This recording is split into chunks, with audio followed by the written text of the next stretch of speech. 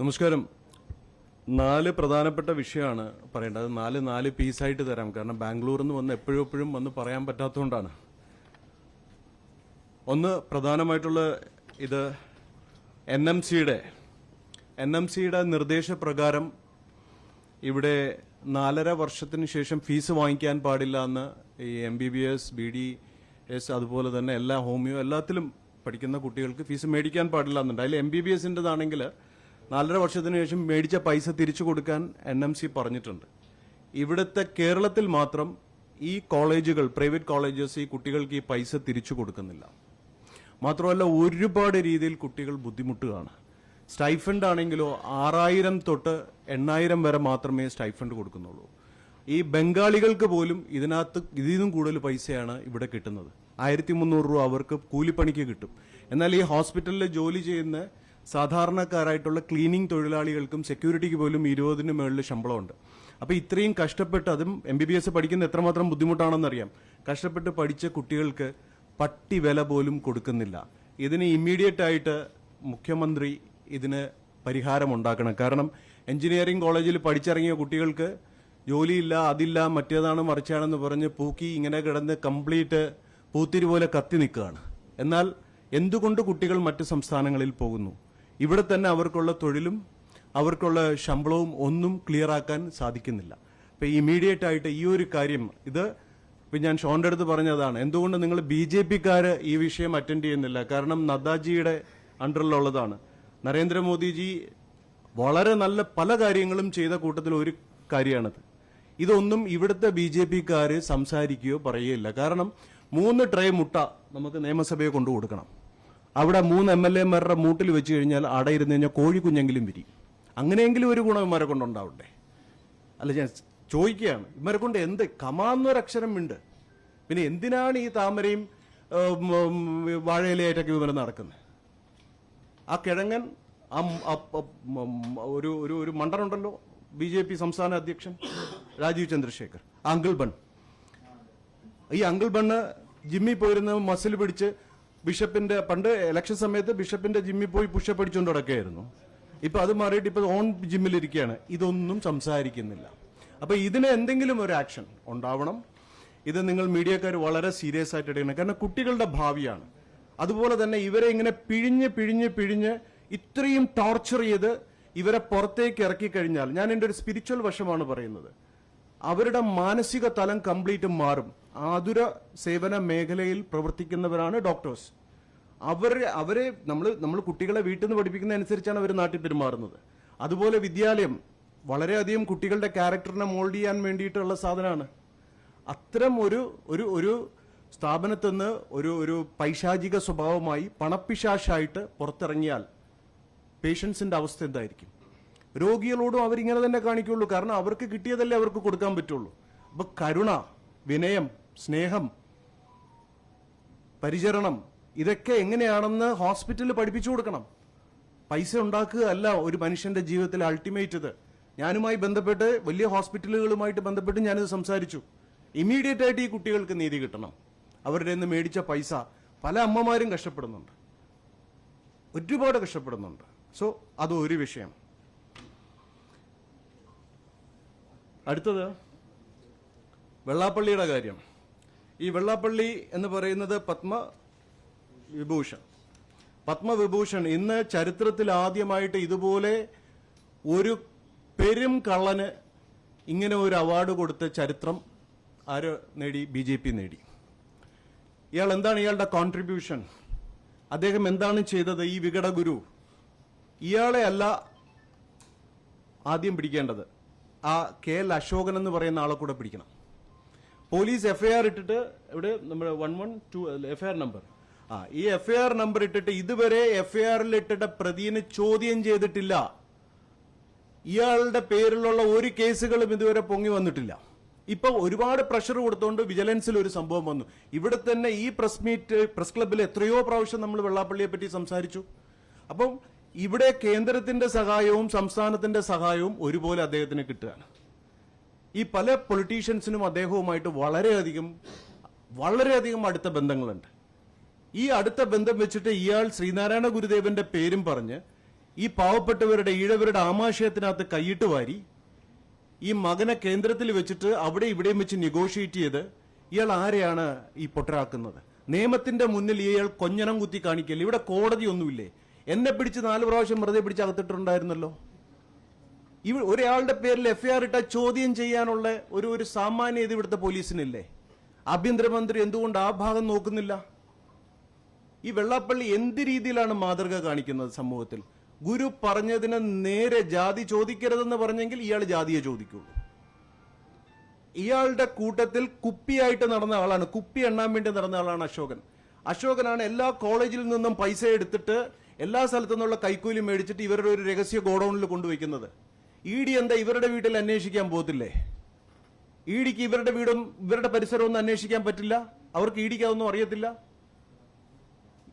അതുപോലെ ശാശ്വതികാനന്ദ സ്വാമിയുടെ മരണത്തിന്റെ കാര്യം ഇവര് തന്നെ ഓർഗനൈസ് ചെയ്ത് ഇവരുടെ തന്നെ ബന്ധുവിന്റെ നേതൃത്വത്തിൽ നടന്ന പോസ്റ്റ്മോർട്ടം. അതുപോലെ ഈ വെള്ളാപ്പള്ളി എന്ന് പറയുന്ന ഈ സമദ്രോഹിനെ ഇപ്പൊ തന്നെ ഏതാണ്ട് 90 കഴിഞ്ഞു, എക്സ്പയർ ഇത് മറ്റേ ബലിക്കാക്കേനെ വരെ കൊതിപ്പിച്ചടക്കുകയാണ്. എന്തുകൊണ്ട് പോകുന്നില്ല എന്ന് ചോദിച്ചു കഴിഞ്ഞാൽ കാലന് പോലും എടുക്കാൻ വേണ്ടെന്നാ പറയണേ. അവിടെയും സീനാവും കൊണ്ടുപോയാ. ഇയാൾക്കെതിരെ ജനം ഒറ്റക്കെട്ടായിട്ട് നിന്ന് പ്രതികരിക്കണം. ഒറ്റക്കെട്ടായിട്ട് നിന്ന് പ്രതികരിക്കണം. ശ്രീനാരായണ ഗുരുവിന്റെ ധർമ്മം കംപ്ലീറ്റ് ഉടച്ചു നശിപ്പിച്ച ആള് ഇയാളെ ഇതുപോലെ പത്മവിഭൂഷണൊക്കെ കൊടുത്ത് ആദരിച്ചു കഴിഞ്ഞാൽ ഒന്നാമത് BJP കയ്യാലപ്പുറത്തെ തേങ്ങ പോലെയാണ് ഇവിടെ ഇരിക്കുന്നത്.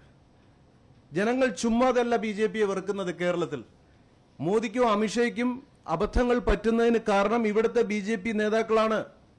ഇതുപോലുള്ള വേസ്റ്റുകളെ വീണ്ടും ചുമന്ന് അവിടെ കൊണ്ടുവച്ചു കഴിഞ്ഞാൽ എങ്ങനെ ഈ സാക്ഷര കേരളത്തിലെ ജനങ്ങൾ BJPയെ അംഗീകരിക്കും? ഇത് ഒരു വിഷയം. അടുത്ത തൂഫാന്റെ കാര്യത്തിൽ ഇവിടെ എന്റെ ഫോൺ എന്ത് തൂഫാന്റെ കേസിൽ നമ്മളിവിടെ സംസാരിച്ചപ്പോൾ ഇവിടെ കഴിഞ്ഞ പ്രാവശ്യം വളരെ സീരിയസ് ആയിട്ട് നമ്മൾ സംസാരിച്ചപ്പോൾ തെളിവുണ്ടോ എന്നാണ് എല്ലാവരും ചോദിച്ചത്. ഇതൊക്കെ കണ്ടോ നിങ്ങൾ? ഈ ഫോട്ടോസ് എല്ലാം നോക്കണം. ഇതെല്ലാം നമ്മൾ കർണാടകയിൽ നിന്നും ബസ് നമ്പറും അതുപോലെ തന്നെ ആൾക്കാരുടെ സീറ്റ് നമ്പറും ഒക്കെ കൊടുത്ത് കറക്റ്റായിട്ട് എക്സൈസുകാർക്ക് പോലീസുകാർക്കും കൊടുക്കുന്ന ഇതുപോലെ ഒരുപാട് മെസ്സേജുകൾ, ഒരുപാട് സാധനം ഞാൻ കാണിച്ചു തരാം. ഇത് ഇവിടുത്തെ ബഹുമാനപ്പെട്ട പോലീസും എക്സൈസും സംയുക്തമായിട്ട് നിന്ന് അന്വേഷിച്ച് കറക്റ്റ് വണ്ടി ചെക്ക് ചെയ്ത് പിടിച്ച് നോക്കിയപ്പോഴാണ് തെളിവ് കിട്ടിയത്. എന്നാൽ ആ 2 അക്ഷരക്കാരന്റെ കാര്യം പറഞ്ഞപ്പോൾ തെളിവില്ല പോലും. ഞാൻ ചോദിക്കട്ടെ, ഒറ്റവാക്ക്, നിഷാന്തിനി IPS ഇവിടെ നടത്തിയ ഡ്രഗ് വേട്ട എന്താണെന്ന് നമുക്കറിയാം. ആ മാഡം അന്വേഷിച്ച് നേരെ ചെന്നത് ഈ 2 അക്ഷരക്കാരന്റെ പഠിക്കലാണ്. അന്നും ഹോം മിനിസ്റ്റർ ആയിട്ടിരുന്നത് രമേശ് ചെന്നിത്തലയാണ്. പിന്നെ അവർ ആ ജോലി ചെയ്തിട്ടില്ല. ഇപ്പോൾ ഈ പറയുന്ന RSSനകത്തുള്ള ഒരു NSS കരയോഗമുണ്ട്. ഞാൻ പറഞ്ഞിട്ടുണ്ട് പലതവണ, ഞാനൊരു പഴയ സ്വയം സേവകമാണ്. ഇന്നും ആ മഹത് പ്രസ്ഥാനത്തിനെ വിശ്വസിക്കുന്ന ആളാണ്. പക്ഷേ RSSന്റെ പേര് പറഞ്ഞുകൊണ്ട്, BJPയുടെ പേര് പറഞ്ഞുകൊണ്ട്, അടൽ ബിഹാരി വാജ്പേയിയുടെ കാലം തൊട്ടേ ഇവിടെ ഈ BJPയെ RSSനെയും ചൂഷണം ചെയ്യുന്ന ഒരു വെനമസ് ആയിട്ടുള്ള ഒരു ക്രിയേച്ചറാണ് ഈ പറയുന്ന 2 അക്ഷരക്കാരൻ. അവന് ബുദ്ധിയും ബോധവും ഇല്ലാതെ കുറെ ഈ പറയുന്ന ഈ ഓഞ്ഞ ഗാങ്സ്റ്ററാണ് അയാൾ. ഒരു ഓഞ്ഞ ഗാങ്സ്റ്ററാണ്. I would like to use this term as a ഓഞ്ഞ ഗാങ്സ്റ്റർ. കുറച്ച് വളുപ്പ് ഇംഗ്ലീഷ് പഠിച്ച് കുറച്ച് ഇത് പഠിച്ചിട്ട് ആൾക്കാരെ കംപ്ലീറ്റ് വഴിതെറ്റിക്കുന്ന ഇയാൾക്കെതിരെ ഒരു അന്വേഷണം എന്തുകൊണ്ട് കേരള പോലീസ് നടത്തുന്നില്ല? ഇപ്പം ഇദ്ദേഹത്തിന്റെ ഹോം മിനിസ്റ്ററുടെ കേസ് എടുത്തു കഴിഞ്ഞാൽ ഭയങ്കര രസമാണ്. അദ്ദേഹത്തിന് കൊടുക്കുന്ന ഉപദേശങ്ങൾ സ്വിഗ്ഗിക്ക് ജഗ്ഗി എന്ന് പറഞ്ഞു കൊടുക്കും. അതുപോലെ തന്നെ സൊമാറ്റോയ്ക്ക് സൊനാറ്റ എന്ന് പറഞ്ഞു കൊടുക്കുന്നു. അപ്പൊ ഇങ്ങനെ പറഞ്ഞു കൊടുക്കുന്ന ഉപദേശം വെച്ചിട്ടാണ് അദ്ദേഹം മുന്നോട്ട് പോകുന്നത്. അദ്ദേഹത്തിന്റെ ജാതകവും നോക്കിയിട്ടുള്ള ആളാണ് ഞാൻ. എൻ്റെ ഒരു പഴയ സുഹൃത്തായിരുന്നു, നല്ല ബന്ധമായിരുന്നു. പക്ഷെ അദ്ദേഹത്തിന് സമൂഹത്തിന് എന്തെങ്കിലും നല്ലത് ചെയ്യണമെന്നുള്ള ആഗ്രഹമൊക്കെ ഉണ്ട്. പക്ഷെ എന്ത് ചെയ്യാനാ? എപ്പോഴും നമ്മളെ ഗൈഡ് ചെയ്യുന്നവരിലാണ് ഇരിക്കുന്നത്. ഞാൻ അതുകൊണ്ട് ഒന്നുകൂടെ പറയാണ്, ഈ 2 അക്ഷരക്കാരനെ നിയമത്തിന്റെ മുന്നിൽ കൊണ്ടുവന്നില്ലെങ്കിൽ ഇനി പോലീസിനും എക്സൈസിനും ഒരു രീതിയിലുള്ള ഇൻഫർമേഷൻസ് നമ്മുടെ ആൾക്കാർ കൊടുക്കില്ല. കാരണം കൊടുത്തിട്ട് കാര്യമില്ല. ഒഴുകി വരുന്ന മീനുകളെ മാത്രമാണ് ഇവർ പിടിക്കുന്നത്. ഇവർ സ്രാവിനെ പിടിക്കുന്നില്ല. എന്തിനാ വെറുതെ ഇങ്ങനത്തെ ഒരു പ്രഹസനം? ആരെ കാണിക്കാനാ? ലാലേട്ടനെ ഇവിടെ കൊണ്ടുവന്നു. ലാലേട്ടനെ ഇതിന്റെ വാരിയറാക്കി കൊണ്ടുവന്നു. നിങ്ങൾക്ക് തോന്നുന്നുണ്ടോ ലാലേട്ടനെ സ്ട്രോങ് ആയിട്ട് ഇതിന് വേണ്ടിയിട്ട് ഉപയോഗിക്കാൻ പറ്റുമെന്ന്? ലാലേട്ടൻ ഭയങ്കര ഷൈ ആയിട്ടുള്ള ഒരാളാണ്. ലാലേട്ടൻ പിടിയേറില്ല. ലാലേട്ടൻ ഉണ്ടായിരുന്ന സമയത്ത് ഇവിടെ എന്തെങ്കിലും സ്ട്രോങ് ആയിട്ട് ഒരു ആക്ഷൻ ഉണ്ടായിരുന്നെങ്കിൽ ഇത്രയും ഡ്രഗ് കണ്ടിന് ഇത്രയും നമ്പേഴ്സ് കൂടുമായിരുന്നോ? അപ്പൊ പോലീസുമായിട്ട് സഹകരിച്ച് പോലീസുമായിട്ട് ഫോളോ അപ്പ് ചെയ്ത് ആൾക്കാരെ കണ്ടെത്തി പിടിച്ച് ഇതെല്ലാം ചെയ്യണം. അങ്ങനെയായിരിക്കണം ഒരു വാരിയർ. ഇത് വെറുതെ പേരിനൊരു വാരിയർ, ഒരു ബിൽഡപ്പിന് വേണ്ടി ഇതല്ല. ഇതിനെ വീണ്ടും രമേശ് ചെന്നിത്തലയ്ക്ക് ഒരു നല്ല ഉപദേഷ്ടാവായിട്ട് ആരെങ്കിലും രമേശ് ചെന്നിത്തല മാറ്റണം. അല്ലെങ്കിൽ ഈ ഒരു ഇത് പ്രഹസനമായിട്ട് കുറെ പൈസ പിരിക്കാനും ഇതിന്റെ പേരിൽ കുറച്ച് പുട്ടടിക്കാനും കുറെ പേര് നടക്കുന്നുണ്ട്. ഇത് കറക്റ്റായിട്ടല്ല ഇവിടെ നടക്കുന്നത്. കാരണം അത്രയും മാത്രം സീരിയസ് ആയിട്ടുള്ള തെളിവുകൾ നമ്മുടെ കയ്യിലുണ്ട്. പക്ഷെ പോലീസ് അതുമായിട്ട് അസോസിയേറ്റ് ചെയ്ത് പോകാൻ തയ്യാറല്ല. കാരണം ಈ രണ്ടക്ഷരക്കാരന് ಈ ಸಾಧನೆ ಎತ್ತಿച്ചു കൊടുക്കുന്നത് ನಿಮಗೆ ಗೊತ್ತಾ? ಇವರು ಹೇಳಿಲ್ವಾ, ನಮ್ಮ ಸಿಎಂ ಹೇಳಿದ್ದು ಒಂದು ವಿಷಯ ಇದೆ. ಕರ್ನಾಟಕ ಜೊತೆಗೆ ಅವರುമായിട്ട് ಅಲೈನ್ಸ್ ಮಾಡಿ ಇಲ್ಲಿ ಏದಾவது ಡ್ರಗ್ ಏದಾவது ಡೀಲ್ ಇದೆ ಅಂದ್ರೆ ಅವ್ರ ಜೊತೆಗೆ ಕೆಲಸ ಮಾಡ್ತೀವಿ ಅಂತ ಅವ್ರು ಹೇಳಿದ್ರು. ಅವ್ರು ಏನ್ ಮಾಡಿದೆ? ಅವ್ರಿಗೇನ್ ಮಾಡೋದಕ್ಕಾಗಲ್ಲ. സുമ്മാ ജനങ്ങളുടെ മുന്നിൽ തള്ളുന്നതല്ല, അല്ലാതെ ഒരു കാര്യമില്ല. യഥാർത്ഥ കന്നഡക്കാരുടെ അവിടെ നാണം കെടുത്തുന്നവരും മടിവാളയിലുള്ള ഇവിടുന്ന് പോയ കുറെ കുട്ടികളാണ്. അതിൽ ഈ രണ്ടക്ഷരക്കാരന്റെ ഒരു വേണ്ടപ്പെട്ട ഒരു പെണ്ണുണ്ട് അവിടെ. അവർക്ക് വേറെ ഒരു ജോലിയില്ല, ബിസിനസ് സ്ഥാപനം എന്ന് പറഞ്ഞിരിക്കുക. അവിടെ നിന്നാണ് ഈ സാധനം പോകുന്നത്. ഈ സാധനം എങ്ങനെ പോകുന്നതെന്ന് അറിയോ? ഇവിടെ തെളിവില്ല എന്ന് പറയുമ്പോൾ ഇപ്പൊ സീക്രട്ട് പാർട്ടീസ് നടത്തുകയാണെങ്കിൽ എക്സ് ഓർ വൈ അവർക്ക് കൊടുക്കും ഈ സാധനം. അവര് 10 പേരെ കൊണ്ടുവച്ച് അവര് എൻജോയ് ചെയ്യുകയാണ്. ഇത് 15,000 രൂപയ്ക്ക് മേളിൽ വരുന്ന ഈ പറയുന്ന കൊക്കൈനാണ് ഇവരുടെ ഡീൽ ചെയ്യുന്നത്. അതുപോലെ MDMA ഏത്, മെത്താഫിറ്റമിൻ ഏതെന്ന് പോലും അറിയില്ല. പല കേസുകളും മെത്താഫിറ്റമിനെ MDMA എന്ന് പറഞ്ഞാണ് വിൽക്കുന്നത്. MDMA എന്ന് പറഞ്ഞ ആപ്പിൾ ഫോണിന്റെ പ്രോമാക്സ് ആണെങ്കിൽ ഈ പറയുന്ന മെത്താഫിറ്റമിൻ എന്ന് പറഞ്ഞ വിവോയുടെ 15,000 രൂപയുടെ ഫോണാണ്. അത്ര വിലയേനുള്ളൂ. അതുപോലെ ഗഞ്ച വേറെ സെക്ടറിലുള്ളതാണ്. ഇത് എന്തുകൊണ്ടാണ്? നമ്മുടെ ഹോർമോൺസിനെ പല രീതിയിൽ ഹാപ്പി ഹോർമോൺസ് ഉണ്ടാക്കാൻ വേണ്ടിയിട്ടാണ് ഈ പറയുന്ന ഡ്രഗ്സ് ഇവിടെ കൊണ്ടുവരുന്നത്. അതിനേക്കാളും എത്രയോ ബ്യൂട്ടിഫുൾ ആയിട്ട് നമുക്ക് സ്പിരിച്വലി നമ്മളുടെ ചില ഫുഡുകൾ മാറ്റിയാൽ, നമ്മൾ ചില ക്രിയകൾ ചെയ്താൽ നമ്മളുടെ ബോഡിയിൽ തന്നെ ഹാപ്പിനെസ് ഉണ്ടാവും. ഇവര് പ്രോപ്പറായിട്ട് എന്തുകൊണ്ട് ഈ മാഫിയ ഇങ്ങനെ വളരുന്നു എന്നുള്ളതിന്റെ പഠിക്കുന്നില്ല. ഇവര് ചുമ്മാ ഈ ആഭ്യന്തരമന്ത്രിയുടെ അടുത്ത് ആരെങ്കിലും നിങ്ങളൊക്കെ ഒരു ക്ലാസ് കൊടുക്കുക അദ്ദേഹത്തിന്. അദ്ദേഹം ഈ സൊനാട്ട എന്നും സുഗ്ഗി എന്നും പറഞ്ഞ് നടക്കുന്ന പോലെയാണ് ഇതിനകത്ത് കിടക്കുന്നതും. നമുക്ക് ഒരു കുട്ടീനെ ആത്മീയമായിട്ട് വളർത്തിയെടുക്കാൻ കഴിഞ്ഞാൽ അവൻ ഈ മേഖലയിൽ പോകില്ല. ആത്മീയം എന്ന് പറഞ്ഞാൽ ഞാൻ പറഞ്ഞ മതപരമായിട്ടുള്ള ആത്മീയമല്ല. അതുപോലെ ഇതിൽ മുസ്ലിം ലീഗ് ഇടപെടണം. ഞാൻ 2 പ്രാവശ്യം സാദിഖ് അലി തങ്ങളെ ട്രൈ ചെയ്തു, പക്ഷെ കിട്ടിയിരുന്നില്ല. നിങ്ങൾ പറയണം, ഒരു യഥാർത്ഥ കാര്യം നിങ്ങൾ തന്നെ പറയണം. കാരണം ഇവിടെ ഈ മുസ്ലിങ്ങളാണ് ഈ ഡ്രഗ് ജിഹാദും ലവ് ജിഹാദുമായിട്ട് നടക്കുന്നതെന്നാണ് ഇവിടുത്തെ ഹിന്ദു തീവ്ര വിഭാഗങ്ങൾ പറയുന്നത്. എന്നാൽ ഈ കുട്ടികൾക്ക് ഈ പേര് മാത്രമേ ഇവരുടെ പേര് വരുന്നുള്ളൂ, മുസ്ലിം നാമധാരികളുടെ. എന്നാൽ ഇവർക്ക് വൻതോതിൽ ഈ സാധനം എത്തിച്ചു കൊടുക്കുന്ന ഇവിടുത്തെ ഹിന്ദു തീവ്ര വിഭാഗത്തിൽപ്പെടുന്ന ആൾക്കാരുടെ പേരുകൾ എന്തുകൊണ്ട് രമേശ് ചെന്നിത്തലയുടെ ടീം പുറത്തു കൊണ്ടുവരുന്നില്ല? അതിൽ എത്ര BJP-ക്കാർക്ക് ഇൻവോൾവ്മെന്റ് ഉണ്ടെന്നുള്ളത്, ഇവിടുത്തെ സംസ്ഥാന BJP-ക്ക് ഇൻവോൾവ്മെന്റ് ഉണ്ടെന്ന് എന്തുകൊണ്ട് ഇവിടെ അന്വേഷിക്കുന്നില്ല? അപ്പൊ ഇതെല്ലാവർക്കും ഒരു കൂട്ടുകച്ചവടമാണ്. ഇതിനെപ്പറ്റി ആരും പറയില്ല, ഇതിനെപ്പറ്റി ചിന്തിക്കില്ല. വെറുതെ ആൾക്കാരുടെ കണ്ണി പൊടിയിടാൻ വേണ്ടി കുറച്ച് നാടകം കാണിക്കുന്നു. സോ ഇത്രയും കാര്യം ദയവ് ചെയ്ത് നിങ്ങൾ കൈകാര്യം ചെയ്യണം. It's my humble request. ഇത് നമ്മുടെ ജനതയുടെ വിഷയമാണ്. എനിക്ക് വേണ്ടിയിട്ട് ഞാനിവിടെ ഒന്നും വന്ന് പറയാറില്ല, ഒരു കാര്യങ്ങൾ ഞാൻ ചെയ്യാറില്ല. സോ ഇത് നിങ്ങൾ കൈകാര്യം ചെയ്യുന്നുള്ളൊരു വിശ്വാസത്തിൽ ഞാൻ ഇതിവിടെ ചുരുക്കുകയാണ്. ഓക്കെ. ഇപ്പൊ വരുന്ന വഴിക്ക് ശ്വേതാജിയായിട്ട് സംസാരിച്ചിരുന്നു. നമ്മുടെ ഇപ്പൊ റിസൈൻ ചെയ്ത വിമൻ എംപവർമെന്റിന്റെ പേരിൽ നടക്കുന്ന സ്ത്രീക്ക് സുരക്ഷ കൊടുക്കുമെന്നാണ്, അല്ലെങ്കിൽ സ്ത്രീകളെ ഏറ്റവും കൂടുതൽ സംരക്ഷിക്കുമെന്നാണ് VD സതീശൻ പറഞ്ഞിട്ടുള്ളത്. എന്നാൽ പക്ക ഗുണ്ട രീതിയിലുള്ള പെരുമാറ്റമാണ് ശ്വേതാ മേനോൻ നേരിട്ടതെന്ന് അവരെന്നോട് പറഞ്ഞു. സിദ്ദിഖിന്റെ ഇടവേള ബാബുവിന്റെയും ഒക്കെ നേതൃത്വത്തിൽ അവരെ, അതായത് 6,40,00,000 ഒരു കണക്ക് പറഞ്ഞുകൊണ്ടാണ് ഇവരെ അപമാനിച്ചത്.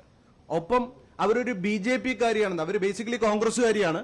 ആ കോൺഗ്രസ്സുകാരെ BJP-കാരിയാക്കി ചിത്രീകരിച്ച് അവരെ ഒരുപാട് ഹരാസ് ചെയ്തു.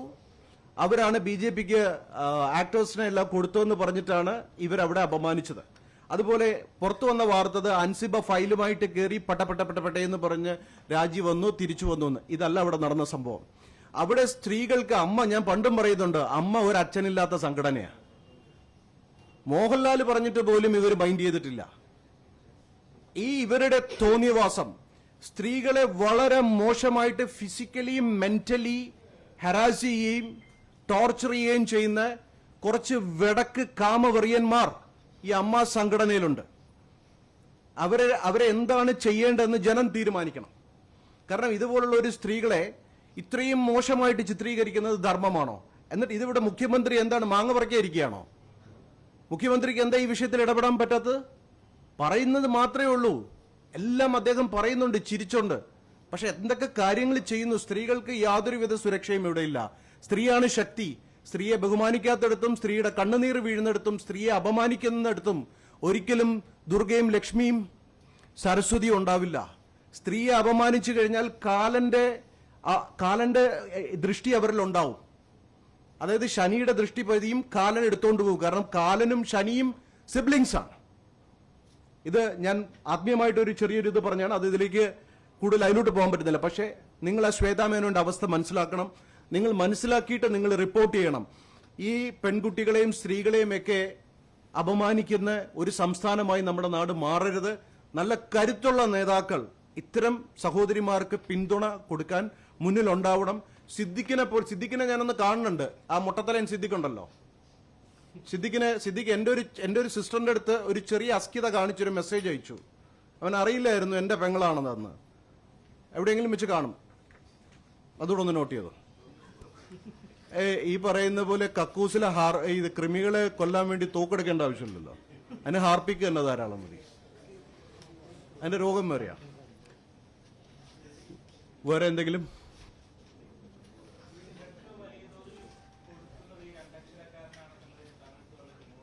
അതല്ലേ ഞാൻ തെളിവ്. എല്ലാവർക്കും തെളിവുണ്ടല്ലോ. ഇവിടുത്തെ നാട്ടുകാർക്ക്, കൊച്ചിക്കാർക്ക് വ്യക്തമായിട്ട് അറിയാം.